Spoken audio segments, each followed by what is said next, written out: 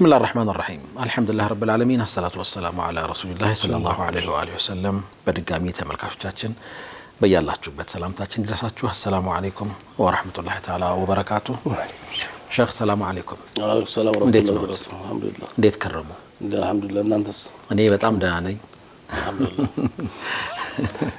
ደህና ነው ኡስታዝ ደህና ነው በወነው በህልማችን ምንም እኮ ግራ ገብቶኛል ምን እየሰራ ነው ተልካ ነው ማልኮ ነው ማሻአላህ አልহামዱሊላህ ማሻአላህ በለው እንቀበለው አሁን እንኳን መጣህ ነው ሶስት ነገር እንግዲህ ለምን ቀራ አይባልም ይላሉ እስቲ ምን ቆሽ አንዱኛው ዝናብ ነው አንዱኛው ደግሞ እንግዳ ነው አንድ የጠፋ አይባልም ተመጣ አልহামዱሊላህ ነው አሁን መሐመድ እንግዳ ነው በቤቱ የጠፋን ሰው ምን እንበልበጭ ምን ይደረጋል ማባረር እንዳይሆንብን ይሄን ብንል ይሻላል ወቀሳ ተገባንማ ይደግመዋል ብለን እንፈራለን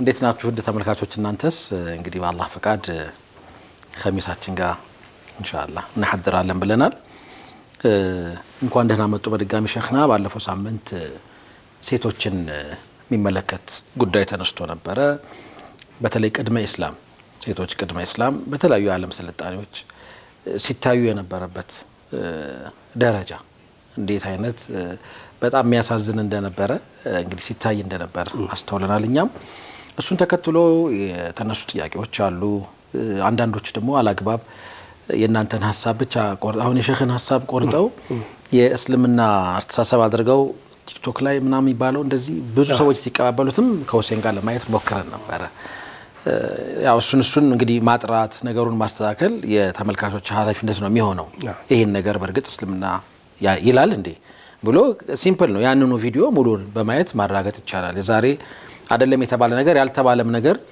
የሚሰራበት ዘመን ላይ ነው የምንገኘው መርሐባ ሁሴን ነው መርሐባ ሽክራን ጀዛከላሁ ማሜ ሳምንት ኡስታዝ ባቀረቡት ሐሳብ ላይ ተንተርሶ ቀደም ሲል ማሜ ያነሳቸው ነጥቦች አሉ እነሱን በቃ እንደተነሱ አልመለስባቸውም ግን ደግሞ ከተሰጡ አስተያየቶች መካከል የተወሰኑትን ለማንሳት ፈልጋለሁ አንደኛው ከእስልምና በፊት የሚል ሐሳብ አንሳቸዋል የሚል ወዲያው ላይቭ አንድ ወንድማችን ሲያነሳ ነበር ሌላም ወንድማችን እንደዚሁ በስልክም በመልእክትም ወደኔ የላኩ ሰዎች አሉ እውነት ነው ማለት ስንናገር ይተጠቀምንበት ቃል እስልምና የሁሉም ዘመን ነው የሁሉም ዘመን ነው ለማለት የተፈለገው ነገር ይረዳዋል እሱ ተረድቶታል የላኩት ወንድሞች ተረድቶታል ሌሎች ሰዎች ሊረዱት የሚችሉት ነገር ትክክል ላይሆን ይችላል በሚል ነው ይሄን ሐሳብ ይሰጣን ጀዛከላሁ ወንድሞቻችን ይሰጣችሁን ሐሳብ ሌላው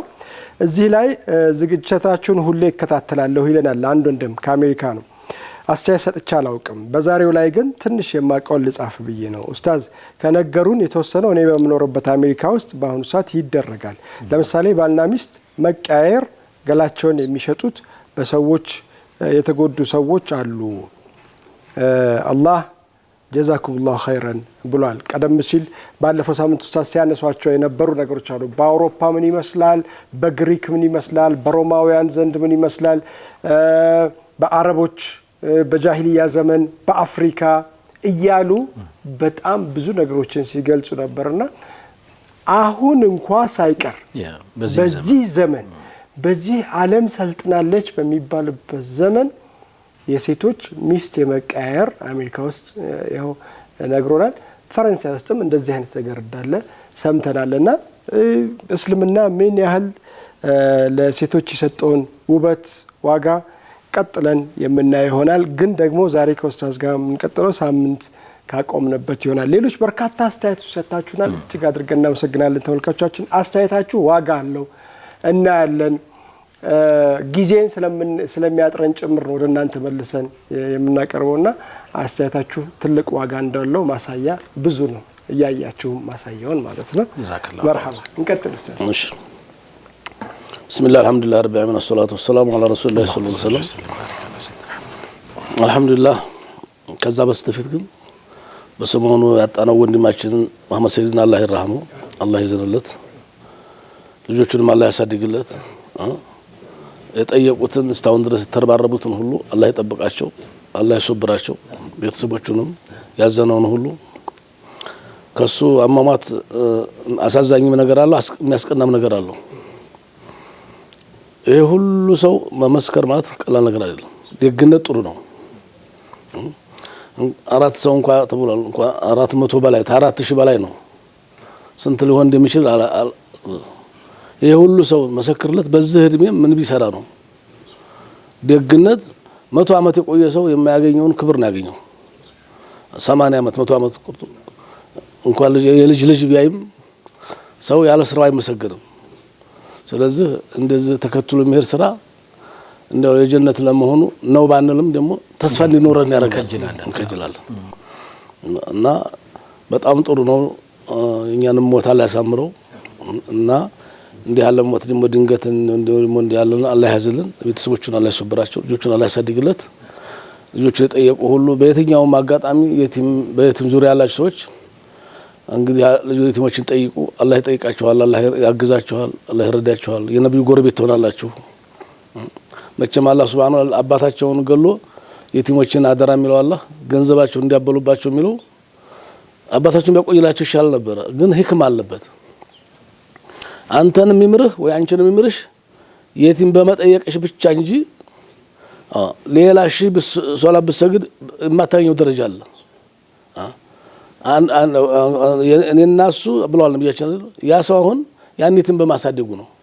ጎረቤትን እናሉ ያን ጉርብትና በየትኛው አጋጣሚ አታገኘው። የቲም በመዳበስ ነው። ሱብሃንአላህ። እንደዚህ ደግሞ አላህ የሚጣላው ሰው አለ በዛ በየቲም ጉዳይ ማለት ነው። አላህ ከራህመቱ የሚያበረው ሰው አለ። ምን ነው ያንን የቲም በደለ ወይንም የዞለመ ወይንም ያስለቀሰ። ስለዚህ በየቲም ዙሪያ ያላችሁ ይሄን መልካሙን እድል ተቋዳሽ አላህ ያርጋችሁ። የቲሞችን አላህ ይገዛቸው። የቲም ታግዙ ሁሉ አላህ ይገዛችሁ። አላህ ያቆያቸው። ሞተበት ሁሉ ያዘነው ሁሉ አላህ ይሰብረው እንላለን። አሚን ጀዛኩሙላሁ ኸይር። ሌላ ወደ ጥያቄው ስንመለስ እንግዲህ ተስልምና በፊት የሚለው እስልምና በፊት ስንት 1400 ዓመት በኋላ አድርጎ ነው የሚገምተው። ማሰብ ተቻለ አደምና ሐዋ ጀምሮ ነው እስልምና። ሰው ሲፈጠር ሙስሊም ነው፣ ፊጥራ ነው እና ከ1000 ዓመት 200 ዓመት ወዲህ የሚባል ነገር የለም። እስልምና ጥንትም የነበር ነው። የነቢያቶች ሁሉ ማካነ ኢብራሂም የሁዲየን ወላ ነስራኒ። ኢብራሂም አለይሂ ሰላም አይሁድም አልነበረም ክርስቲያንም አልነበረም ይላል አላህ በቁርአን። ስለዚህ እስልምና ድሮም ጥንትም ነው። ጃሂልያ የምንለው ከነብዩ ኢሳ ማረግ በኋላ እስከ ነብዩ መሐመድ ድረስ የነበረው እንግዲህ ክፍተቱ ጨለማ ዘመን ይባላል። ሰዎች እምነታቸውን ረስተው መለኮታዊ አስተምሮን ረስተው ወደ ሽርክ የተዘፈቁበት። በተለይ አረቦች ስንል ደግሞ ሁሉንም ማለት አይደለም። ከአረቦች የተወሰኑ ጎሳዎች ናቸው። በኒ ተሚም፣ በኒ ነዲር፣ ኹዛዕ የሚባሉ ጎሳዎች፣ ሙዶር የሚባሉ ጎሳዎች እነዚህ በኒ ሐሽሞች የነብዩ ዘሮች ይሄን አያረጉም ነበር። ተመካ ውስጥ ነው ማለት ነው እና የተወሰኑት ናቸው። ሁሉም ማለት አልነበረም። በዚህ ባህል የተዘፈቁትና ይሄን ግፍ ሰሩ የነበሩት እና በጃሂልያው ዘመን የነበረው አሁንም ይደገማል ወይ የማይደገምበት አጋጣሚ የለም። የሰው ልጅ ተአምልኮት ትምርት ተራቀና እምነቱን ተረሳ። ወደዛው ነው ምን ሚስቱ ማካፈል ተውተናቱ ከወንድሙ ጋር የተጋባ አይደለም። ወንድ ለወንድ እንሰሳ የማያረገው ነገር እና ወደ ኋላ መመለሱ ያለ ነው። ታልተማረ ሰው የሆነው የሚሆነው ወላ ያዙ ቢላህ እና ከእስልምና በፊት ስንል የእስልምና እድሜ 1446 ማለት ሳይሆን ከሪሳላው በፊት ማለታችን ነው። በመሃል የነበሩ 600 ወይም 700 ዓመታት የጨለማ የሚባል ጊዜ አልፏልና ከነቢያት ወደ ሌላ ነቢያት መልእክት እስኪመጣ ድረስ የነበረውን ዘመን ማንሳታችን ነው እንጂ እምነቱ የአባታችን አደም አለይሂ ሰላም የሳቸው ተልእኮም ይሄው በጣም የህይወት አጋር ይሄው ግማሽ ህይወት ለወንድ ልጅ ግማሹ ህይወቱ ያለሷ የማይሆንለት መሆኑ ሐዋን አላህ ለአደም መፍጠሩ እኮ በቂ ነው። ሴት ልጅ የተፈጠረችበትን ዓላማ ረስቶ ሰው ልጅ ወንድ ተሴት እንዳልተገኘ እናት እንዳልወለደችው ይሰራ የነበረው ነገር ሰው ሲረሳ እስከዚህ ድረስ ነው። ሄደናው ሲጋረድ ሲታወር አለዛማ ለሴት ልጅ ክብር መስጠት ነብዩላህ ሙሳ እኮ አለይሂ ሰላም ትልቅ ዋጋ ከፍለዋል አይደል? ሁለት ሴት ልጆች ሲጉላሉ ሰብአዊ መብታቸው ሲደፈራይተው በሰው ሀገር ላይ ይለዛው ዋጋ እንደከፈሉ ቁርአን ነግሮናል። እና ለሴት ልጅ ማለት ነው ጥብቅና እንዲቆሙ። ስለዚህ ጥንትም ነበረ እና አላህ Subhanahu Wa Ta'ala መርየምን አንስቷል፣ አሲያን አንስቷል። ስለዚህ አሁን ጃሂልያ የምንለው ከነብዩ ኢሳ ማረግ በኋላ የነበረው ረሱል ሰለላሁ ዐለይሂ ወሰለም መምጫ ዘመን ያለው ነው። የሚገርም ነገር ሰዎች የወለዱ ልጃቸውን ሲቀብሩ እዛም ውስጥ ደግሞ አላህ Subhanahu Wa Ta'ala አዛይ ሰው ነበረው። ጣዖት እያመለከ እንደ በሰባዊነት የሚያዝን ለምን የሚል ሰው ነበር። የሱን ታሪክ እናያለን ዛሬ። በጣም መልካም። እንዲያውም ሴት ልጅ ህይወት የታደገ ከመቃብር ያወጣ ሴት ልጅ ከመቃብር ያወጣ ተብሎ ይታሰባል ይሄ ሰውዬ ማለት ነው። እና ሸፊቅ ነበር፣ በጣም አዛኝ ነበር። እስከነ ከለ ሰፈር ሴት ልጅ ልትቀበር ነው ካሉት ቀጥታ ቶሎ ሄዳል። ኃይለኛ ገንዘብ ያቀርብለታል። አትቅበራት ልግዛህ ይለዋል። እምገዛህ ነፍሷን ነው ሩሃን ነው። ባሪያ የሚገዛው እንግዲህ ተነነፍሱ ትገዛዋለህ፣ ባለው ሙያ በሙሉ ትገለገላለህ። እቺ ግን ምንዋን ነፍሷን ነው የምገዛህ፣ አንተ እንደ ባሪያም ተጠቀምባት፣ እንደ ልጅ ተጠቀምባት፣ ብቻ ነፍሷን አትንካብኝ ልክፈል ብሎ ገንዘብ የሚከፍል ይሄ ሰውዬ እንግዲህ 104 ልጆችን ህይወት አድኗል ይባላል። አይደለም የምን 104 እንደውም ኢማሙ ዛሃቢ 1000 ይላሉ። ደምሳቸው 1000 ልጆችን ይላሉ። እንደው አጣርቻለሁ ብሎ የሚመጉቱ ይመስላል። የሚገርም 1000 ይላሉ። ሌላው ደግሞ 300 ዘገባ አለ፣ 360 ይላል። አማካኙን እንኳን ምን 360 ሴቶችን ለህይወት ያበቃ ከነህይወት ከመቀበር ያዳነ ነው። አዲኖ ሴት በመሆናቸው ብቻ ነበር የሚቀበሩት። ኦኬ አዲኖ እንደገና እስልምናን አግኝቶ በዛ ስራውም በመስለሙም መሰከሩለት። ትልቅ ሽልማት ነው። እና ብቻውን ሆኖ እዛ ጨለማ ውስጥ ያበራ ሰው ነው። አይዋ እና ረዋ ጡፈይል ኢብኑ አምር ሱዐ ይባላል። ሱዐ ኢብኑ ናጂያ ይባላል። ጀዱል ፈርዘደቅ የፈርዘደቅ አያት ፈርዘደቅ ማለት በአረበኛው በግጥም የተካነ ሰው ነው ታውቃል። የሱ አያት ነው። እንደውም በዛ አያቱ ይፈክርበት ነበር። ፈርዘደቅ በሳዕ ማለት ነው። ሰዎች ማህይቡ ነው ደንቆሮ ሆኑ ልጆቻቸውን በሚቀብሩበት ሰዓት ልጁንም ያልቀበረ የሌላውን ልጅ የታደገ ያለ ይገጥም ነበር።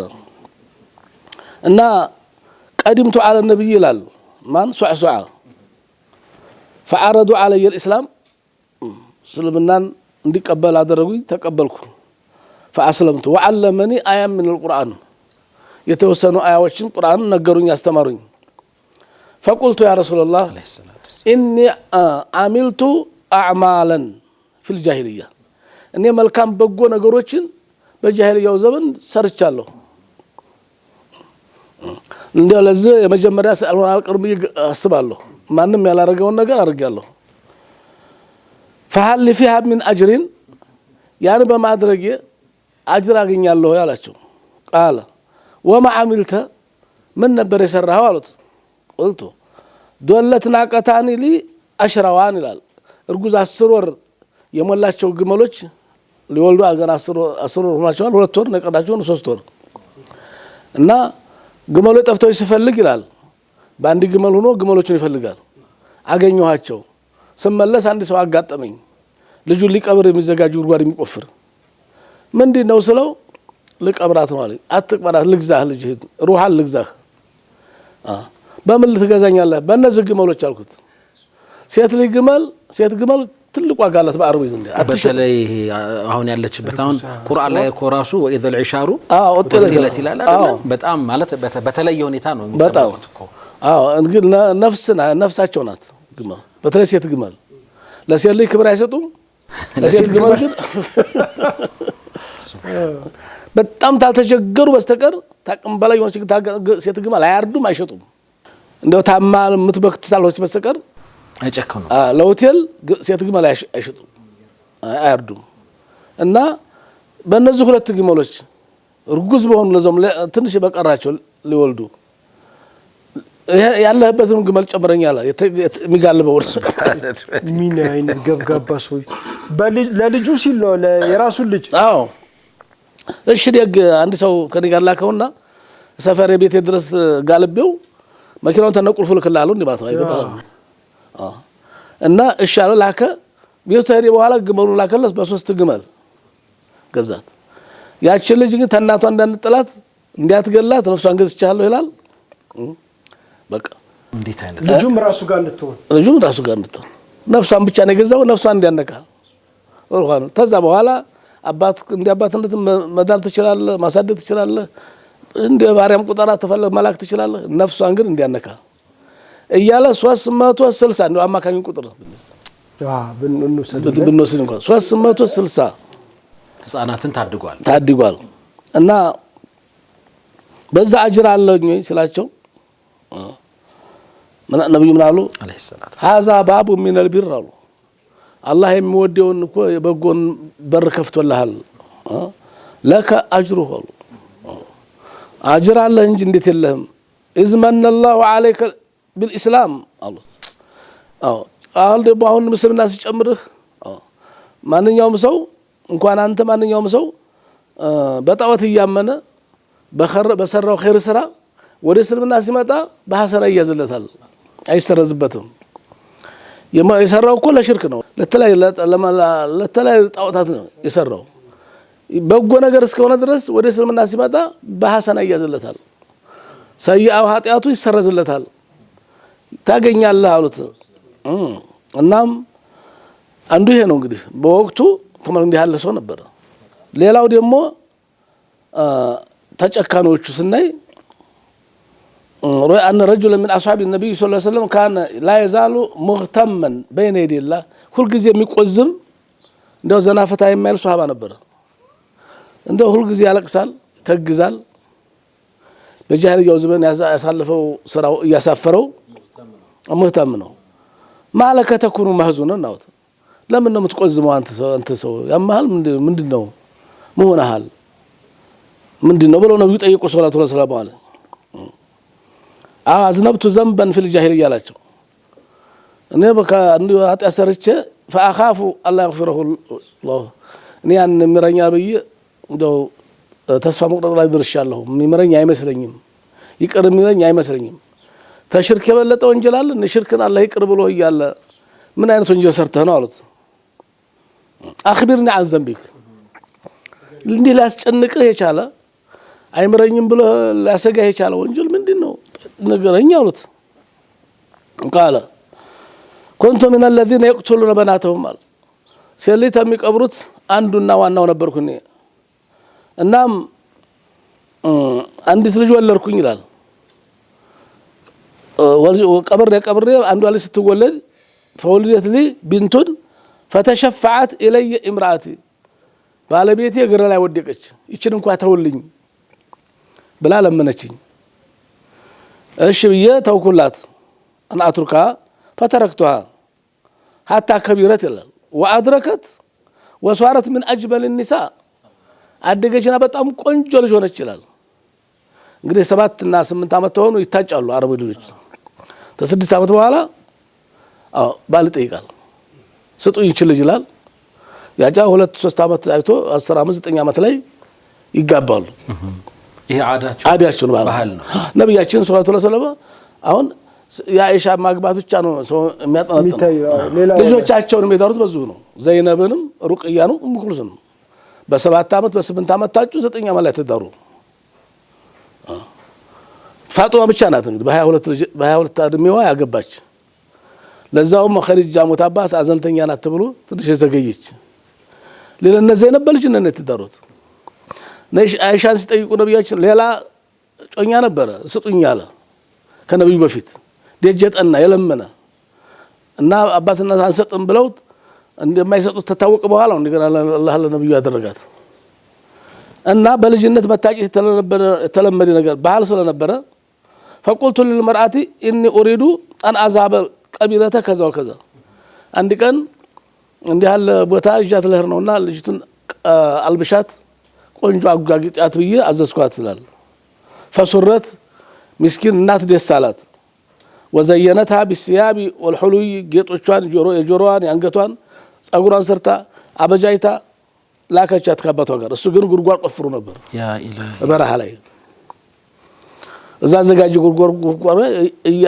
የእናት የናደራ አባት እያለችው ጨመራት እየለፈለፈች እየጮች እና አፈርት ስመልስባት ነው ትንፋሹ የተቋረጠው ይላል ነብያችን አለቀሱ ሰለላሁ ዐለይሂ ወሰለም ለከ ዩሱፍን አለይሂ ሰላም ጉድጓድ ላይ እንደጣሉት ጣላት እንደገና አፈር መለሰባት እና ነብዩ አለቀሱ ሰለላሁ ዐለይሂ ወሰለም ያው አሉ لو أمرت أن أعاقب لو أمرت أن أعاقب أحدا እንደው ቀጣ ምን እርምጃ ቢመጣ ማላልፍ ሰው ብትሩ አንተ ነበርውት አንተም በቀጣ ደስ ይለኝ ነበር አሉት ሰለላሁ ዐለይሂ ወሰለም መቼም በጃሂልያ የሰራው ስራ የሚያስገድል ቢሆን ነው አንተም በሞት መቅጣት ቻንስ ነው ያሉበት አጋጣሚ ነው بما فعله في الجاهليه لا عقبت قالت እንግዲህ ተፍሲር በጋዊ ላይ ማየት ይችላል ይሄን ወቅባ ኢብኑ አሚር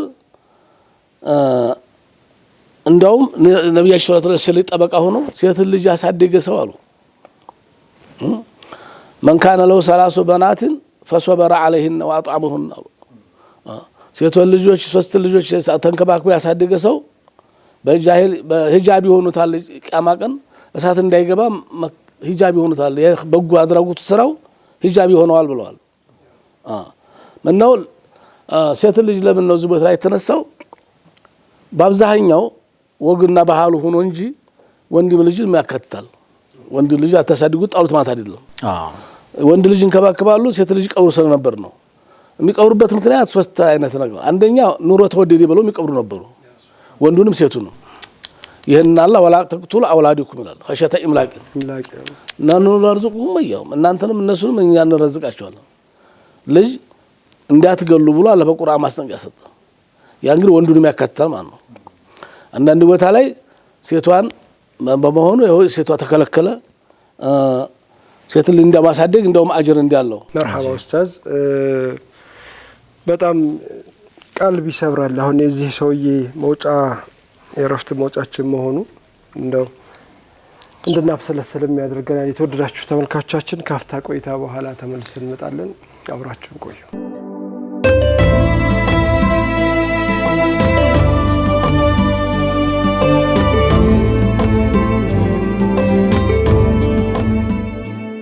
ተመልሰናል የተወደዳችሁ ተመልካቾቻችን እንግዲህ ቀደም ሲል ሁሴን እንዳነሳው ትንሽ ቀልብ የሚሰብር ነገር ነበር የተከታተልነው የተለመደው ገና እንደተወለዱ ጾታቸውን አይተው ጉድጓድ ቆፍረው እዛ ውስጥ መጣል ነው የነበረው የቀደም ሲል ግን የሰማነው ታሪክ ትንሽ በጣም ተለየብኝ ማለት እንደዚህ ካደገች ነፍስ ካወቀች በኋላ መሆኑ እንዳለው እሱ እዛ ስሜት ውስጥ እዛ ተካሴ ውስጥ መቆየቱ ተፈጥሯዊ ነገር ነው ትክክለኛ ነገር ነውና መልእክተኛው የሚሰጡት ምላሽ በተመሳሳይ መቼም አልእስላም የጁብ ማቀብለው ነው እስልምና አንድ ሰው እስልምናን ሲቀበል ከእስልምና በፊት በነበረበት የጃሂልያ ስርዓት ውስጥ የሰራቸው ኃጢያቶች ስለሚሰረዙ እንጂ ይሄ በጣም ከባድ የሆነ ሊያስቀጣው የሚችል ነገር እንደነበረ ማስተዋል ያው ቢያይ ዘንቢን ቁትለትም ይላል ቁርአንም እንጠይቃለን ይላል መርሐባ አንቀጥል አንዱ غير ነው ሰለላሁ ዐለይሂ ወሰለም ሰለላሁ ዐለይሂ ወሰለም غير በጣም ያጠቃቸዋል ድንበር ያለ ቅናት ማለት ቅናት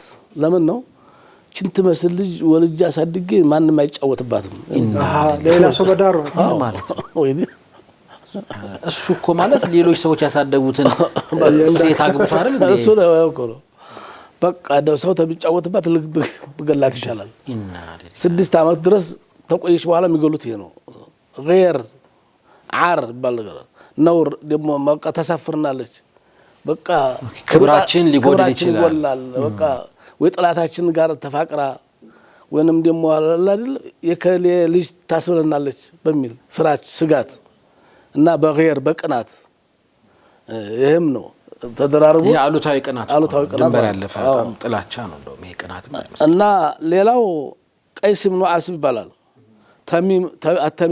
ተተሚሚ ጎሳዎች የመጀመሪያው ሴት ልጅ ቀበር ነው እና በኋላ ሱሐቢዩን ጀሊል አላህ ምርጥ ሱሐባ አድርጎታል ወዲ ነብዩ ዘንድ በ9ኛው አመት ላይ ሲመጣ የጎሳ መሪ ነበርና ታዋቂ ሰው ነው።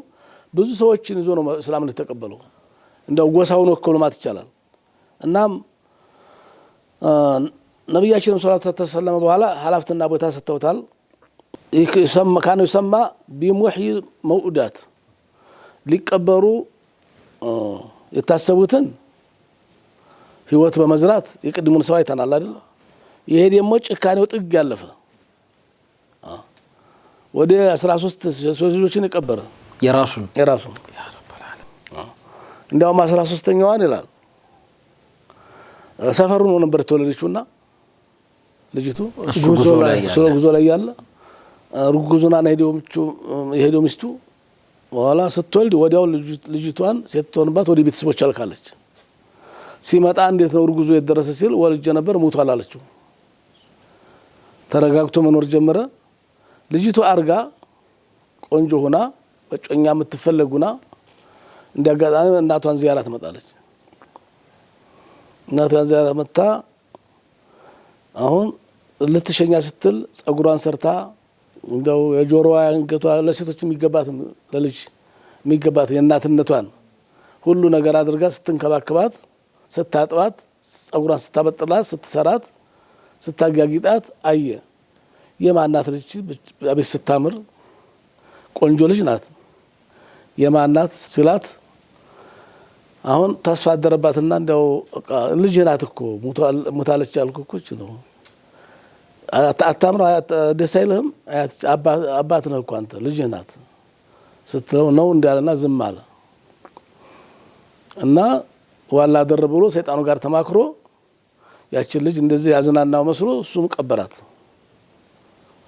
ተናቶ አታሎ ማለት ነው። ይሄን ነበር እንግዲህ ሹፍ እስከዚህ ድረስ ነበር። ይሄን ድርጊት ነበር አላህ ሐረመሁላህ በቁርአን ያወገዘው እርም ያደረገው እንድታቀቡ ተዘ ነገር ያዘዘው ወላ ተቅቱላ ወላዲኩም የሚለውና ወኢዘል መኡዲየቱ ሱኢለት ቢአይ ዘንብን ቁትለት የሚል አያ የወረደበት ምክንያቱ ይሄን መስል ነበር ማለት ነው።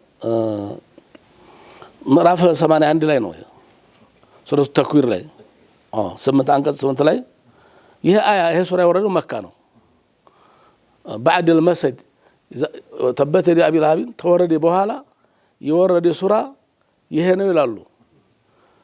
ማናቸው እንዲመት بعض المفسرዎች ይሄን ሱራ ማን ነው ተክዊር ወረደው ተተብይት ነብያችን ወስዲዕ ቢማ ተኡመር ብሎ ቁረይሾችን ሰብስበው ቁሉ ላ ኢላሃ ኢላላህ ትፍሊሁ ያሉበት አቡ ለሃብ ማለት ነው።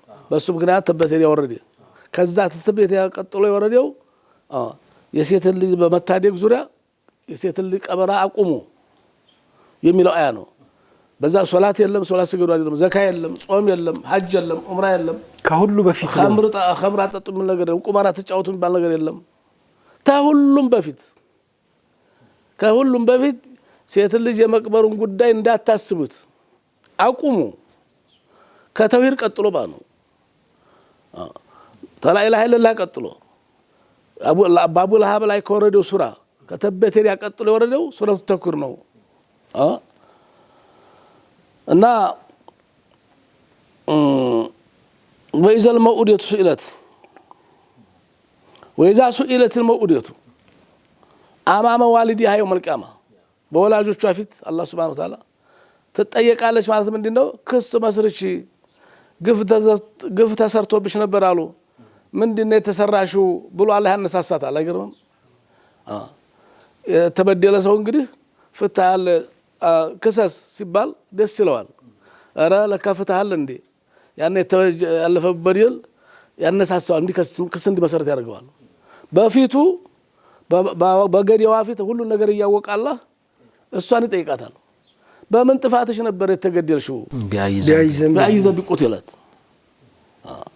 አማመ ዋሊዲሃ እና إذا سئلت المؤودة عن الذنب الذي ارتكبته فأوجب قتلها من أطفتش نو بمن طفاتش نو يتقدرشو ستبال وستجيبوا إلى بأنها قتلت بلا ذنب አረ ያለ ምንም ጥፋቴ ነው ጌታዬ አምላኬ ተገደለኝ እስቲ ጠይቅልኝ ትላለች ጾታዋ ሴት በመሆኑ ብቻ ነው ምንም ሳላጠፋ ነው ያለ ጥፋቴ ነው ስትል እንግዲህ ምን ልመልስ እንደሚችል ተከሳሽ መገመት አያቅትም እናም በዛን ዘመን ማንኛውም ጃሂልያ ስራ اذا ولدت له بنت فاراد ان يستحيها البسها جبة من صوف እንደ ሊያቆያት ከፈለገ ሻካራ ኬሻ ነገር ጁበት ነገር አልብሶ ግመል ጠባቂ ፍየል ጠባቂ ያረጋታል ተፈለገ እንደው ለፍየሎቹ ለግመሎቹ ጠባቂ ተሆነኛለች ካለ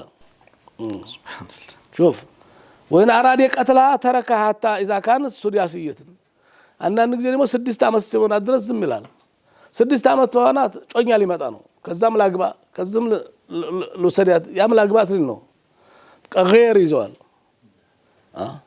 በቃ እንደው ባንንም ተመጫወትባት ብሎ شوف የሚያኮራው ነገር አሳፋሪ መስዋዕት አይቶት ይገላታል እናም ወይ ሐየቱን ተነይወቷ አፈር ያለብሳታል እንግዲህ የተወሰኑ ጎሳዎች ናቸው መካ ውስጥም ያሉት በዛ በመንተም ጎሳ ንኹዛ ሙዶር የሚባሉ እነዚህ ይሄን ያደርጉት ነበር شوف እናም የኑሮ ውድነት ጉዳይን በተመለከተ አሁንም እንኳን አለ ማለት ይችላል አሁንም አለ ቀድም ሚስቱን ያካፈላል ወንም ወሰዲያት ይላል እንዳልከው ሁሉ አሁንም አንፈልገውም ብለው የ6 ወር ልጅ የ8 ወር ልጅ ከማህፀን በውርጃ የሚያስጥሉ አሉ ይሄ ወንጀል ነው ከባድ ነው ከ4 ወር በኋላ ነፍስ ተዘራበት በኋላ ጽንስ እንዲፈርስ ማድረግ ምንም ልዩነት የለውም ተተወለደ በኋላ መግደልና ወድ ውስጥ ያለ ልጅ መግደል አንድ ነው ነፍስ እኮ ነው ምናልባት ሸህ እዚህ ጋር ግን ራሱን የቻለ ደግሞ ሌላ ፕሮሰስ አለ አይደል ከእናትየው ጤና አዎ እንደሱ እናቱም ህይወት ለማዳን ሲባል ያዋላጆች ጉዳይ ነው አሳማኝ የሆነ የጤና ምክንያት ካለ በልጁ በጽንሱም በእናትም ላይ የሚደርስ ጉዳት ካለ አሳማኝ ነገር ካለ ከዛ ውጪ ግን በኑሮ ውድነት ምክንያት እናስወርደውን ጣለው ብሎ ነገር የለም ያስጠይቃል ራሱን የቻለ ግድያ ነው ራሱን የቻለ ግድያ ነው እና ይሄን ነው አላህ ወላ ተቅቱሉ አውላደኩም خشيه املاق በኑሮ ውድነት ምክንያት ልጅን እንዲያትገሉ ወንድም ይሁን ሴትም እንዲያታስቡት አላህ እና ወላ ተቅቱሉ አውላደኩም خشيه املاق نحن نرزقهم واياكم እኛን እንራዛቂዎቹና አርፋችሁ ተቀመጡ ነው የሚለው አላህ ان قتلهم ልጅን መግደል ብሎና ካነ خطعا كبيرا ከባድ ወንጀል ነው ምንለው ከባኢር ነው ከታላላቅ ወንጀሎች ነው وهو من الكبائر الموبقات አጥፊ ከሆኑ ነገሮች لانه قتل نفس بغير حق ነፍስን መግደል ነፍስ ሲባል ነፍስ እናት ማህፀን ውስጥ የተጸነሰ ልጅ ነፍስ የሚዘራበት ዘመን አለ ስለዚህ ምርዘቀው ሪዝቅ አለ ያን እየቀመሰ ባለበት እየተላወሰ ባለበት እየተነቃቀ ባለበት በዛ እሱን ማፍረስ ማለት ከባድ ወንጀል ነው እንዳናስበው እንዳንተባበርም እና አንዳንድ ጊዜ ህልዋቸው ሆኖ እንደሚባለው ሲፋቷውን በቃ አውርጅለት የሱን ጽንስ የሚሉ አላህን የማይፈሩ የቤተሰቦች ሊጠናቁ ይገባል እሷንም ወላጅ በሰላም ተገላገይ ችግር የለም ማለት ሲገባቸው ደሞ የሱን ልጅ ላሳድግ ነው እንዴ ስለተፋቱ ብቻ እርጉዙን ማስወረድ ስለተናደደች ብቻ በቃ የሱን ልጅ አታሳድጊ ማትወልጅም ብሎ መተባበር ወንድምም ይሁን እህት እናትም ይሁን አባት ወንጀል ነው ወላ ተዓወኑ بالاسم አላህ በወንጀል አትተጋገዙ ብሏል ስለዚህ ልጅቱ እንኳን አረጋዋለሁ ብትል ታይ ነው ማለት ያለበት እና በዚህ ሽፋን ይሰጡ አብሽር አርጊው ያሉ ሰዎች ሁሉ ይጠይቁበታል በስታላህ ልክ በነፍስ ግድያ ማለት በነፍስ ግድያው በነፍስ ግድያ መተባበር ከባድ ነው መግደልና መተባበር አሁን እቅቱል ማለት ሙሉ ቃል ነው አይደል እቅቱል ግማሹን እንኳን ያገዘ እቅ ሚሊዮን አሁን ግድያለው አለ አዘዘ ይሄ ሙሉ ነው ግድያ አለ ግደ በማለቱ ብቻ ግማሽ አግዟል አሁን ያኛው ለው ይጨምርለታል ግደ ስትለው ግድያለው እንዳለው ይገባዋል እሱ ግማሽ አገዝከው እኮ ሱብሃን እንደ ገዳይ ይቆጠራል መሳሪያ ማቀበሉን በቃል እንኳን ደረጃ ከባድ ሹፍ በጣም ከባድ መተባበር የለብንም እንዳለ ነገር ላይ እያየን ያለነው የተወደዳችሁ ተመልካቾቻችን የጃሂልያውን ዘመን አስተሳሰብ የጃሂልያውን ዘመን ስርዓት ይከተለው የነበረው ማህበረሰቡ ይከተለው የነበረውን ስርዓት ነው። ሴቶች በተለያዩ ዘመን ይደርስባቸው የነበረውን ጫና ነው። ከእስልምና ውጭ ያለው ማህበረሰብ በአውሮፓም በግሪክም በጣሊያንም በአረቦችም በአፍሪካም በግብጽም ያለውን ሳምንት ሲያነሱ ነበር። አሁን ደግሞ እዚያው ረሱል ሰለላሁ ዐለይሂ ወሰለም በነበሩበት ዘመን እንደውም የሚገርም ነገር ዛሬ እንሰራን ከተበት የዳ በኋላ መካ ውስጥ ወረደ አንቀጽ ወኢደል መውደቱ ሱኢለት በአይ ዘንብን ቁትለት የሚለው አንቀጽ መሆኑን ዛሬ ነው ይሄንን ነገር የተረዳሁትና አላህ ምን ያህል ፈጣን የሆነ ማስጠንቀቂያ እንደሰጠ ኡስታዝ ቀደም ሲል ሲያነሱት ነበር። ከምን ከጾምም ከሰላትም ከዘካም ከሁሉም ነገር በፊት የወረደ አንቀጽ ነው ብሏል። ካፍታ ቆይታ በኋላ ተመልሰን ስንመጣ ቀሪ ነጥቦች እናያለን። አብራችሁን ቆዩ።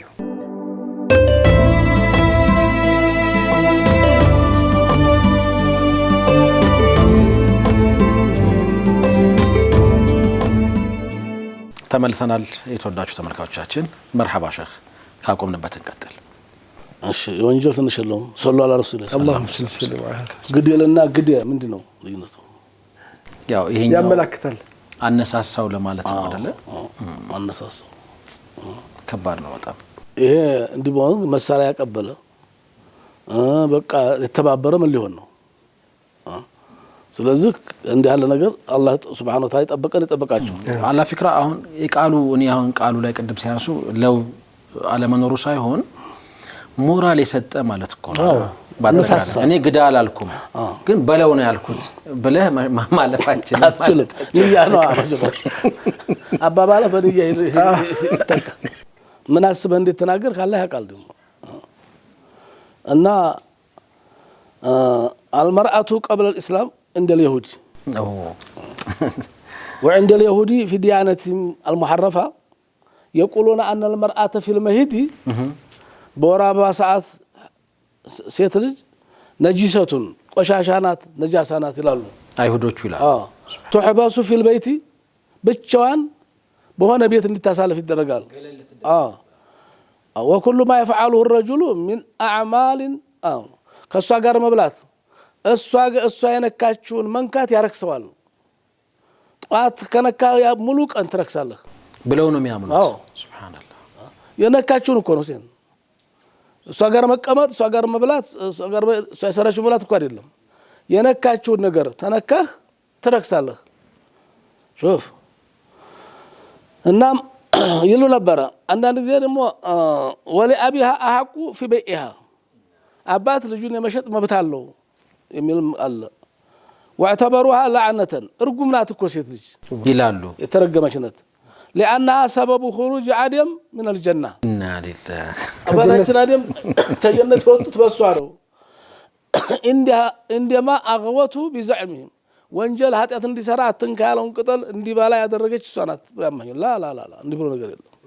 ይሄ አይሁዶቹ እምነት ነው። አዎ እሷን በልታለች አደም በልተዋል። ሁለቱም ኃጢአት ሰርተዋል እኮ ማን ነው ያነሳሳው ነው? ሰይጣን فأزلهم الشيطان ቁርአኑ እንደዛ ነው። ቁርአን አነሳሳቸው ሁለቱም አትንኩ ያላቸው ነገር ነኩ። በሰሩ ስራ ሁለቱም ተባረሩ። በኃላፊነት የሚጠይቀው ሁለቱንም ነው። ሁለቱም ይቅርታ አደረጉ። አላህ ይቅር ብሏቸዋል። ተውባታቸው ተቀበሏቸዋል። ስለዚህ ወንጀልም የለባቸው። የነሱ ኃጢአት ወደ ላይ አይተላለፍም። የውርስ ወላ ተዚሩ ዋዝረቱ ኡኽራ ኃጢአትም በውርስ በአባት በሰራው ተጠይቅማ ምን ፍትህ የለም እኮ በአምላክ ዘንድ ፍትህ የለም ማለት ነው። አትጠይቅም። የምትጠይቀው በራስ ወንጀል ብቻ ነው። ስለዚህ የውርስ ኃጢአት የለም ነው የሚለው አላህ ቁርአን ወላ ተዚሩ ዋዝረቱ ኡኽራ። ስለዚህ አባት ባጠፋው አንተ አትቀጣም፣ አንተ ባጠፋው ልጅ አይቀጣም። የምትቀጣው አንተ ብቻ ነው፣ የምትጠይቀው አንተ ብቻ ነህ። እና ኃጢአትም የለባትም፣ ኃጢአትም አላወረሰችም ሐዋ። ይሄ የእስልምና እምነት ነው። አይሁዶቹ ግን ሴትን ልጅ የሚገነዘቡበት አንዱ የተሳሳተ መንገድ ጀነት ውስጥ አባታችንን አደምን አነሳስታ ያሳሳተችው ሴትን ለማሳሳት የተፈጠረች ነች። ሱብሃንአላህ አሳስታለች። እንደውም ይሄ ወር አበባው ደግሞ በዛ የመጣባት ኃጢአት ቅጣቷ ነው። ይሄ ተፈጥሮ እንጂ ቅጣቷ አይደለም። የሴት ልጅ ተፈጥሮ ነው። ቅጣቷም አልነበረም። ጉድ እኮ ነው። እንግዲህ ሐዋ ጥፍታ ተተቀጣች ደግሞ ሴቶች ሁሉ ለብል ቀበጥ ለምን ይቀጣሉ? ቅጣት እኮ የውርስ ኃጢአት ላላ ብሎ ነገር የለም። የውርስ ኃጢአት ብሎ የውርስ ኃጢአት አለው። የአባትን ጥፋት ልጁ ተደገመው ጥፋቱ ነው ከሰራው ነው። አላህ በጠላው መሰር በዝሙት የተወለደ ልጅ ሰው መሆን ይችላል፣ ጀነት መሆን ይችላል፣ መግባት ይችላል። ለምን እናትና አባቶች ጀሃነም ሲወርዱ እሱ ጀነት መግባት ይችላል? ለምን የአባቱን ወይንም የእናቷን ወይንም የአባቷን ሱና አልደገሙማ? ሹፍ አይደል ኸይር ሰርቷል። ዝሙት አራማጅ ከሆነ በዝሙት የሚዘመን ከሆነ በቃ እሱም አባቱም ጀና ጀሃነም ናቸው። አላ ፍክራ እሱ ብቻ ሳይሆን ተጠያቂው አባትና እናት ናቸው እንጂ ልጅ አይደለም። አይ አሁን ላይክ የትኛውም ሰው ይሄን አንሷት ድርጊት እኮ ቢሰራ ተጠያቂ ነው። ስፔሲፊካሊ እሱ ጋር ብቻ የሚገደብ ነገር የለም ነው ሊሉ የፈለጉት። እናታችን ሐዋን በሚመለከት ጥፋቱ የሷ ቢሆን ኖሮ ቅጣቱም የሷ ብቻ ይሆን ነበር። ኦኬ አላህ Subhanahu Wa Ta'ala ሴት ልጅ ትልቅ ቦታና ክብር ሰጥቷታል። መመዘኛው ተቋ ነው ብለው እና አክረመኩም እንደላህ ያጥቃኩም። ሴት በመሆኑ ወንድ በመሆኑ አይበልጣትም። ሴትም በሆኑ አታንስም። ተቋ ካለው እሷ ትቀድማለች። ጀነትም ቢሆን በደረጃዋ እሷ ትቀድማለች። ይሄ እስልምና አስተምሮ ወመን يعمل من الصالحات ነው ምልኩላ من ذكر أو أنثى መልካም ከሰሩ ወንድም ይሁን ሴቱ የጾታ ልዩነት ሳይኖር ወሆ ሙእሚን فاولئك يدخلون الجنه ነው የሚለው አላህ። ስለዚህ ሴቷ ከወንዱ የምታንስበት አጋጣሚ የለም እና ወላ ይዝለሙነ ነቂራ ይላል። ነቂራ ማለት የተምር በልተቃለ ተምር ላይ የሆነ ጭራ ነገር አለ። ያችን ታክል እንኳን አይበደሉም። እናም አይሁዶች በዚህ መልኩ ነበርና ካኑ ይስኩኑና መዲና በተለ መዲና አይሁዶች ነበሩ። اذا حضت المرأة لم يأكلوا معها አብረዋት አይበሉም ብለናል። ወለም ይخالطوها ይቀላቀሏትም ወለም ይሳኪኑها በአንድ ቤት ስር في بيت واحد በአንድ ጣራ ስር አትቆይም። معتقدين بنجاستها ተቤት መውጣት ነበረባት። ወይ አላትል ከልሃል የሆነ ምግብ እየተጣለላት የሆነ ኩሽና የሆነ ደረባ እንድታሳልፍ ነው የምትተረው ሳምንት 15 ቀን እስከሚለቃ ድረስ። وكان زهدت المرأة فيهم لم يأكلوها እናም የመዲና ሰዎች መተው ሱሐቦች ማለት ነው ጠየቁ። በሰፈራቸው በጎረቤታቸው ታይሁዶች የሚያዩት ይሄ ነው። የሴት ልጅ መገለል ነው በወራ በዋሳት አህለ ኪታብ ነን የሚሉ ሰዎች ናቸው። እነዚህ ሰዎች በእኛስ በእስልምና እንዴት ነው ያ ረሱላህ ብለው ነብዩን ጠየቁ ሰለላሁ ዐለይሂ ወሰለም አለ። ሹፍ فسأل الصحابة رضي الله تعالى عنهم النبي عن كيفية معاملة النساء وقت الحيض بحيض ساعات እኛ ምናገላቸው ወይ አይሁዶች እንደሚያገሉ ሁሉ እንደሚጠየፋቸው እንደሚንቋቸው ሁሉ እንደሚያገሏቸው ሁሉ እኛ ምናገላቸው ወይ ከነሱ ጋር አብረ መኖር እንችላለን ወይ ብለው ይሄን ፈትዋ ጠየቁ። መከተል ያለብን ስርዓት የትኛው ነው? አላህ ቁርአን ወራው يسألونك عن المهد ይጠይቁሃል ያ መሐመድ አላህ Subhanahu Wa Ta'ala መልስ ሰጠባን ነው። ስለ ወር አበባ ላይ ያሉ ባሉ ሴቶች ይጠይቁሃል ቁል هو አዘን فاعتزلوا النساء في المهد ሀይድ በሆነችበት ሰዓት ራቀበሉ ወላ ተቅረቡሁና አትቅረቡ ማለት አትገናኝነት እንዳታደርጉ ማለት ነው እንጂ ተቤት አስወጣት ማለት አይደለም። ወላ ተቅረቡሁና حتى يطهرن طهارة እስከሚሆኑ ድረስ فإذا تطهرن فأتوهن من حيث أمركم الله إن الله يحب التوابين ويحب المتطهرين ካሁን በኋላ ጧሃራነታችሁን ጠብቁ አላህ ጧሃራን ይወዳል። ያለፈው አለፈ ተውበት አድርጉ በዚህ ሰዓት እንዳትገናኙአቸው አለ። የዘመኑ ሳይንስም አሁን የጤና ችግር እንደሚያስከትል እየተናገሩ ነው። በወር አበባ ሰዓት ግንኙነት ማድረግ በወር አበባ ሰዓት የሚሰማቸው ስሜት አለ። ችግራቸውን ብሶታቸውን የሚያውቀው አላህ ረብል ዓለሚን አርሐሙ ረሂም በዛን ሰዓት እንኳን ኢባዳ ሰርዞላቸዋል። ሶላት ግድ ነው አይደል? ሶላትን ሰርዞላታል። ቀዷም የለብሽ ብሏታል አላህ በዛ ሰዓት ያለች ጾምም ቢሆን ደግሞ ለአገራ ሲመቻችላት ቀዷ ተዋጫለች ተብላለች። በዛን ሰዓት አላህ Subhanahu Wa Ta'ala ኢባዳን ሰርዞላት አንተ ሌላ ኢባዳ ጠይቀት አይገባም። ይሄ ወንዶችን ማከታል ገባ ይሆን ተረተው ይሆን ገብቶ ይሆን እንዳጠይቋቸው ብሏል አላህ። ምን በዛን ሰዓት ላይ እንግዲህ ሴቶች ተለያየ ስሜት ይኖራቸው ምን ችግር እንዳላቸው ምን ያክል የሰራው ያቃል ነው ራሳቸው ያውቁታል። በቃ አጠይቃት በዛን ሰዓት እኔም አልጠይቃትም ሶላትን ጧሃራ እስከሚሆኑ ተጠብቁ ብሏል። ይሄ ችግር ግን አሁን ችግር እንዳለው የዘመኑ ሳይንስም እየተናገረ ነው በዛን ሰዓት ራሱ ግንኙነት ማድረጉ እናም ومعناها يسألك أصحابك يا محمد من المسلمين أو فقل مجيبا إياهم والحيض أذن للرجل والمرأة يزا بزان ساعات لاي لتقرانيوچو አይገባም فاجتنبوا في وقت الحيض جمع الزواج مالنا ولا تقربوهن بالوقت እና اصنعوا كل شيء الا النكاح ሁሉን ነገር ማድረግ ትችላላችሁ አብራችሁ ብሉ አብራችሁ ኑሩ አብራችሁ መተኛት ትችላላችሁ ባወን ውስጥ ልብስ ወይ ሽርጥ አድርጋሷ አብረው መተኛት ባንዲ ብርድ ልብስ ይችላሉ የተከለከለው አንድ ነገር ብቻ ነው በዛን ሰዓት ስለዚህ መደበኛ የህይወት እንቅስቃሴ በጋራ መቀጠል ይችላል ነው በዛን ሰዓት ደግሞ እንግዲህ ፍቅርን መገለጫ አድርጎ ከዛ ጋር መገናኘት ክልክል ነው አላህ ክልክሉታል እንደ አይሁዶችም አታርቋቸው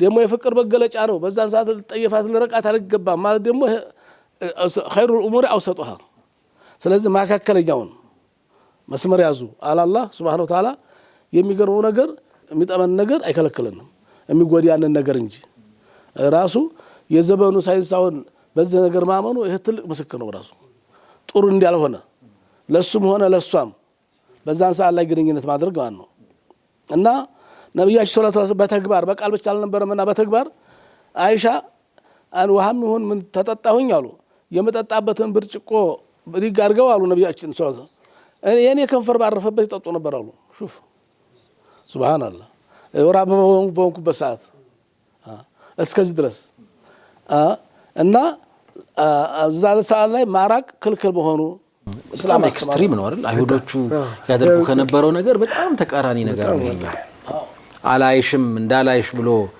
ምንድነው ወሸባ ነው የሚባለው አይደል ወሸብ ነው እኮ ልክ ኮቪድ ላይ እንደነበረው ማግለል ነው ኮቪድ ብለው ኮቪድ ሱብሃንአላህ እና ወደላው ስንሄድ አልመርአቱ እንደል ፈረስ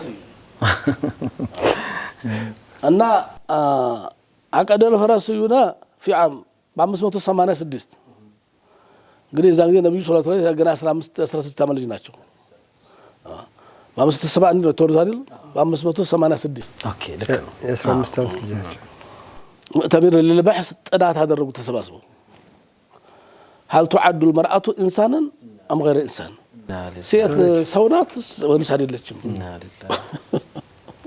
እንዲሹፍ እንደው ጅንጀሮና ሰው ነበር የሚያመሳስሉት አሁን ደግሞ አረ ሰው ሳይሆን አይቀርም እኛ የመጣ ነው ከጅንጀሮ ነው ብለው ባንዲ ጎን እንደገና ታሴት እንዲያልተወለዱ ጭራሽ ሴት ሰው ናት ወይስ አይደለችም ደግሞ እኮ ጭራሽ ተጠይፋተና አቋት ነው ለምን አገባት ለምን ወለዱላት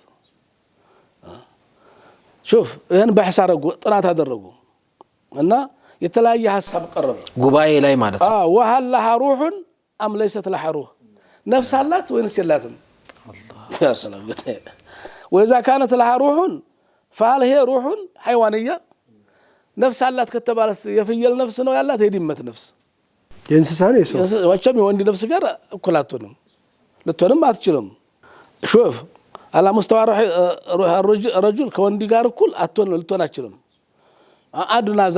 አድና منها ከወንድ በታች ያነሰ ቢሆን ደግ የ10 ሴት ሩህ ያን ባንድ ሰው شوف የ10 ሴት ሩህ ተሰባስቦ ባንድ ወንድ አዎ ይሄን ይገምቱ ነበር ቀረሩ እና ኢንሳኑ ሰውናት ግን ولكنها خلقت لخدمة الرجل ወንድ ለማገልገል የተፈጠረች ናት ወንድ ለሱ አልተፈጠረም ሴት ለወንድ የተፈጠረች شوف ወንድም ለሴት ነው ሴትም ለወንድ ነው አላህ የፈጠረው እስልምና ይሄን ነው የሚያስተምረው ስለዚህ አንተን የፈጠረህ ለሷ ነው እሷን የፈጠራት ደግሞ ለአንተ ነው خلاص እኩል ነው ምንም ልዩነት የለውም እነሱ ደግሞ ጭራሽ ለኛ አገልጋይ እንጂ እኛ ለሷ አልተፈጠርንም اذا رايت امراه فلا تحسب انك ترون كائن የሆነ ነገር ተአምር የምታይ እንዳይመስልህ ሴት ስታይ ከሷ በታች ምንም የሚታይ ነገር የለም የመጨረሻው እሷ ነች ወለከ ወህሽየን ሰይጣን እንዳየ ቁጥረው انما الذي ترون هو الشيطان የምትናገረው ሰይጣን ቃል ነው እሷም ሰይጣን ነች بذاتي والذي تسمعون به هو صغير الثعبان ወይም ደግሞ ትንሹ እባብ እፉኝት የፉኝት ልጅ ነው እንግዲህ ዛሬ ሰልጥነናል አድርገናል ቢሉ ዛሬ ላይ ሂጃብ ቢከለክሏት ምንም አያስገርምም። የቀድሞ ማንነታችን ይመስላል። ታሪክ ራሱን ይግማል፣ ያሳፍራል። አሁን ነው ባታው እንደገና ባን ነው በ1848 ነው የሴት መብት እያሉ መጮት ተጀመረው። ገና 200 ዓመት አልሞላው። በዛን ሰዓት ለሴቷ የደረሰላት ማንም አልነበረም። ቱባዑ ከማ ቱባዑ البهائم والمتاع ቃል እንደምሸጥ ከብት ግመል እንደምሸጥ ተፈለክ ሽጣት መሸጥ መለወጥ ትችላለህ መገልገያ ነች ብለው ያስቡ ነበር። وكانت ترث ولا ترث ሴት ትወረሳለች እንጂ አትወርስም። እቃቃናታ እንደ ሀብት ንብረት ናት። አንተ ቤተሰብ ይወርሳታል እንጂ አንተ ተሞክ እሷ አትወርስም። ይሄ አባቴ ነው ብላ አባቷ ቢሞት የባሌ ነው ብላ መውረስ አትችልም።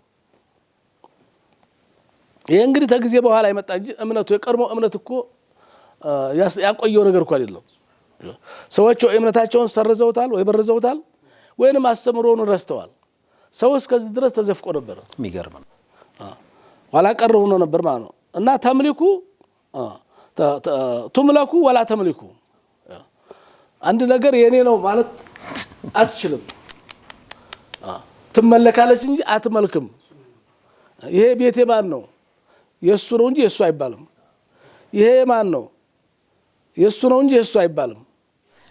ንብረት በስሟ መያዝ አትችልም። እሷ ግን እንደ ንብረት መያዝ ትችላለች። አሁን ትመለካለች ያሉት አረብኛና አማርኛ ተቀላቅለው ሚልክናት የሚለው ትመለካለች ደግሞ በሌላ ማዕና ማምለክ ወደሚለው እንዳይመጣ ተማምለክም አልፎ ደግሞ አላህ Subhanahu Wa Ta'ala መሊክ መሆን እንዴት ቻለች?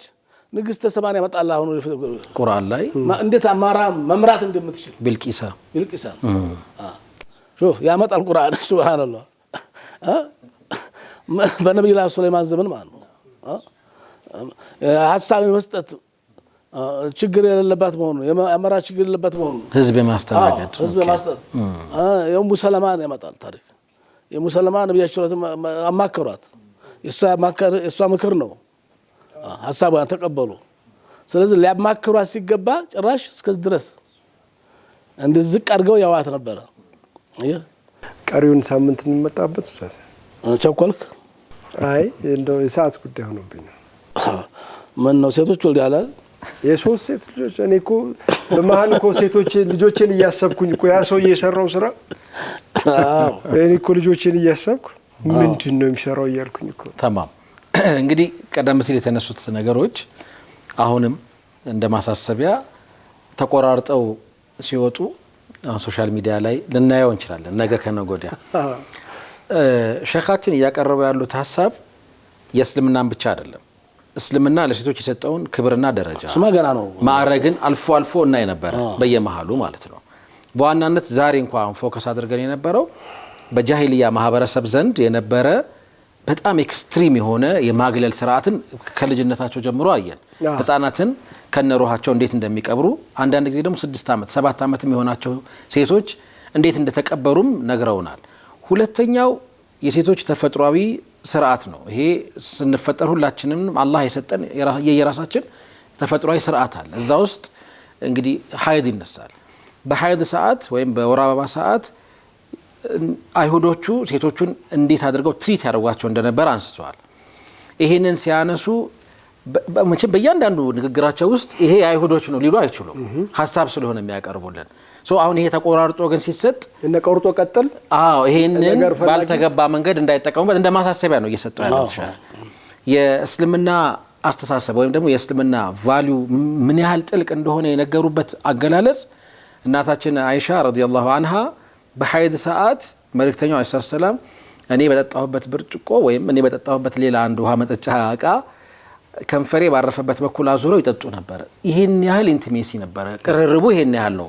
አማ እዛ መዲና ላይ ግን የነበሩ አይሁዶች 15 ቀን ወይም ደግሞ ነገሩ እስኪጠራ ድረስ እስካለ ማየት ድረስ የዘለቀ ልማድ እንደነበራቸው አንስተዋል።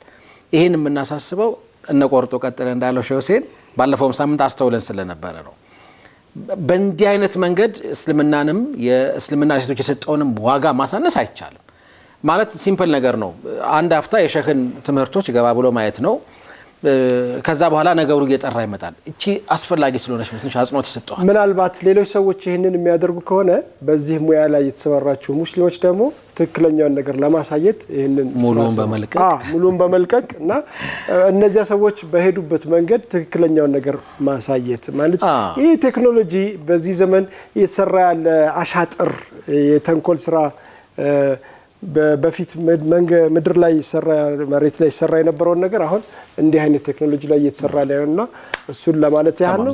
በዚህ ልክ ተጨንቀን ሐሳብ ሰተን አናቀም። ይሄን ያደረግንበት ትልቁ ምክንያት ሐቅን ለሚፈልጉ ወደ እውነት መጠጋት ለሚፈልጉ ሰዎች ምናልባትም እንዲህ አይነት ሐሳቦች አሁን የሴቶች ጉዳይ ሲነሳ ሁሉ ጊዜ እስልምና ሴንሲቲቭ ነው።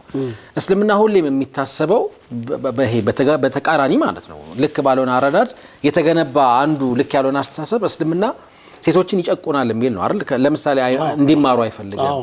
ራሱ አሁን አለባበስ ስርዓት ላይ የሚለበስበት መንገድ ራሱ ሴቶችን የመጨቆን ተደርጎ ይወሰዳል። ውስጡ ስላለው ጥበብ ሰዎች አያውቁም። አሁን ያነሷቸው በእለት ተእለት እንቅስቃሴ ውስጥ ሊኖረን ስለሚገባ አላቃ ወይም ደግሞ ግንኙነትም እስልምና የራሱ መርሆች አሉት። ይሄንን ማሳወቅ ነው የኛ ተልእኮ። ይሄ ግን እንዳይታወቅ የሚፈልጉ ሰዎች ቀደም ሲል ከተነሱ የተለያዩ ህዝቦች ወይም ደግሞ የተለያዩ ስልጣኔዎች ውስጥ ሲከተሉ የነበረበትን ስርዓት የእስልምና አድርጎ ለማሳየት ሊሞክር ይችላል ወይም ደግሞ ጥቅም ላይ ሊውል ይችላል ባልተገባ መንገድ በሚል ነው ይሄንን ለማንሳት የሞከርነው። አፉ በሉን ሰዓቱ እስላም እንዳይወቅሳቸው ወይንም እንዳይከሳቸው ቀድሞ ከሰሱ እነሱ ዶረበኒ ወበካ ወሰበቀኒ ወሽተካ ራሱ በድሎ ራሱ ደበደበህና ራሱ አለቀሰ ቀድሞ ከሰሰ። በጣም የሚገርም ነው። ፈረንሳዮች እንግዲህ የነበራቸው አቋም በጣም የሚደንቅ ነው። ሴት ልጅ ሰው ናት ሰው አይደለችም ብለው ነው ጉባኤ የጠሩት። ከዛ በኋላ እንደው ሰው ብትሆንም የሩሃን ደረጃ በ10 ወንድ እስከመመሰል ግድ የለም መገልገያ ናት፣ በስሙ ኦነርሺፕ የራሷ የሆነ ነገር ሊኖራት አይገባ መሰል ነገሮች አሉ። እነሱ ያለፉበትን ነገር ትተው ነው ዛሬ ገልብጠው የእስልምና ካራክተር አድርገው ለማሳየት የሚሞክሩት። ይሄ አጽንኦት ይሰጠው። በዱዓ እንወጣለን። እንግዲህ ቀደም ሲል መግቢያችን ላይ እንዳነሱት ሸኻችን ወንድም መሐመድ ሰዒድ አላህ ይዘንለት ማረፊያውን አላህ እንግዲህ ቀብሩን ኑር ያድርግለት፣ ማረፊያውን ፊርደውስ ያድርግለት። በጣም በርካቶች ስለ ባህሪው ስለ ንጽህናው መስክረናል። ጥሩ ወንድም ነበረ። ልጆቹን የሚያሳደግ ኃላፊነት እኛ ትከሻ ላይ ነው ያለው ተብሎ በጣም ብዙ ወንድሞች ጀዛሁሙላሁ ኸይር እንቅልፋቸውን አጥተው ጊዜያቸውን ሰውተው ባደረጉት ጥረት በመላው ዓለም የሚገኙ ደግሞ ሙስሊም ወንድሞችና እህቶች እንደዚሁ በአቅማቸው ልክ ተሳትፎ አድርገው ከ12 ሚሊዮን ብር በላይ አካባቢ አልহামዱሊላህ እህታችን አካውንት ውስጥ እንደገባ ሰምተናል። ይሄ በጣም የሚያኮራ ነገር ነው። አላህ እሱን የሚቀበለው ያው ልጆቹን የማሳደግ ኃላፊነት የዚህ ኡማ ነው ብለው ይሄንን ጥረት በማድረግ ደግሞ ነገሩ መስመር እንዲይዝ ያደረጉ ወንድሞች እህቶች ጀዛኩሙላሁ ኸይር በጣም ትልቅ ነገር ነው። የኡማ ህብረት የኡማ አንድነት ዳግም የታየበት ነው። ህልፈቱ በጣም የሚደንቅ ነበር። ይሄ በህይወትም ያለኛም ምን መሰከርለት ነው። በእንዲህ አይነት ነገር ላይ የነበረው አቋም የሚደንቅ ነበር። አላህ ይዘንለት። እዚህ ውስጥ ላለፋችሁ ወንድሞች እህቶች ጉዳዩን ላስተባበራችሁ በሙሉ ጀዛኩሙላሁ ኸይር። አላህ في ميزان حسناتكم ይሄንን ያነባብርና ያኖርላችሁ እንላለን። በዱዓ ነው ኢንሻአላህ። የሚቀጥለው ሳምንት ኢንሻአላህ እንግዲህ ቁርአንና ሐዲስ ለሴት የሰጠሙበት ምንድነው?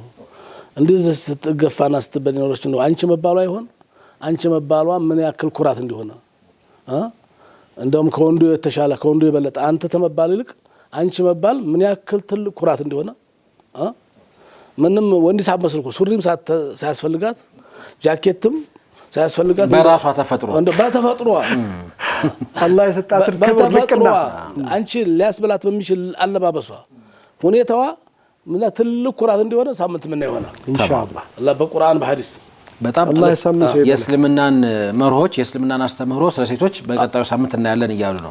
በጣም ድንቅ ነው እና ወንድማችንና አላህ ይርሐመው እንዳልከው አላህ ይርሐመው አላህ ይዘንለት። እንግዳው ሁላችሁም ዱዓ አድርጉለት። ቁርአን ቀርቶ ለሞት ሰው ቁርአን መቅራት ይቻላል አይቻልም ኺላፍ ያለው እሱ ላይ ነው። ቁርአን ቀርቶ ዱዓ ማድረግ የተሻለ ነው። ቁርአን መቅራት ትልቅ ኢባዳ ነው። ቁርአን ተፋቲሃ የበለጠ ቁርአን የለም። ሶላት እንኳን ያለ ፋቲሃ አይሆንም። ፋቲሃውን ቀርተህ ፋቲሃ የሚልህን መተግበር ያለብህ አንተ ነህ፣ የሞተ ሰው አይደለም።